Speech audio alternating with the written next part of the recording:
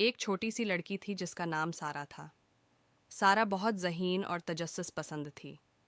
وہ ہر روز اپنے گھر کے ارد گرد نئی چیزیں تلاش کرنے نکلتی تھی۔ ایک دن جب وہ ہر روز اپنے نانا کے پرانے کمرے میں گئی تو اسے ایک پرانا صندوق ملا۔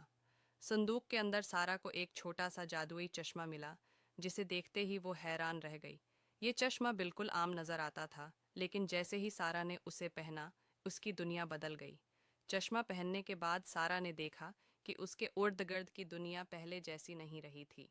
اس نے اپنی چھت پر چمکتے ستارے دیکھے جو کہ دن کے وقت نظر آنا ممکن نہیں تھے۔ درختوں کے بیچ میں چھوٹی چھوٹی مخلوقات بھاگتی پھرتی تھیں جنہیں سارا نے کبھی پہلے نہیں دیکھا تھا۔ انہیں دیکھ کر سارا کو حیرت ہوئی اور ساتھ ہی خوشی بھی کہ وہ جادوئی چشمے کے ذریعے اس نئے اور خوبصورت جہاں کا حصہ بن گئی ہے۔ پھر سارا نے ایک عجیب بات محسوس کی۔ جب اس نے اپنی ماں کو دیکھا تو وہ اس کے چہرے پر مسکراہٹ دیکھ کر خوش ہوئی، لیکن چشمے نے اسے دکھایا کہ ماں کے دل میں کچھ اداسی تھی۔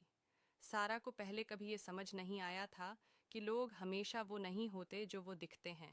اب اسے احساس ہوا کہ چشمہ نہ صرف اسے چیزیں دیکھنے میں مدد کرتا ہے بلکہ لوگوں کے دلوں کے احساسات کو بھی ظاہر کرتا ہے۔ ایک دن سارا اسکول گئی تو وہاں اس کی دوست زینب تھی جو ہمیشہ ہنستی ہے اور خوش نظر آتی تھی۔ لیکن جیسے ہی سارا نے چشمے سے اسے دیکھا تو معلوم ہوا کہ زینب اندر سے بہت اداس تھی کیونکہ وہ کسی پریشانی میں مبتلا تھی۔ سارا نے اسے گلے لگا کر پوچھا، تم ٹھیک تو ہو؟ زینب نے حیران ہو کر سارا کی طرف دیکھا اور پھر رو پڑی۔ میں ہمیشہ خوش نظر آنے کی کوشش کرتی ہوں لیکن میرے دل میں بہت غم ہے۔ سارا نے سمجھا کہ جادوئی چشمہ اسے صرف چیزیں دیکھنے کے لیے نہیں ملا بلکہ لوگوں کی مدد کرنے کا موقع بھی دیا ہے۔ اب وہ لوگوں کے دلوں کے درد ہیں کو سمجھ سکتی تھی اور ان کی مدد کر سکتی تھی۔ سارا نے دن بدن اپنی نرمی اور ہمدردی سے لوگوں کو خوش کرنا شروع کیا۔ جب بھی کوئی اداس ہوتا یا مشکل میں ہوتا، سارا چشمہ پہن کر اس کے دل کے احساسات سمجھ لیتی اور پھر ان کے ساتھ محبت اور خلوص سے بات کرتی۔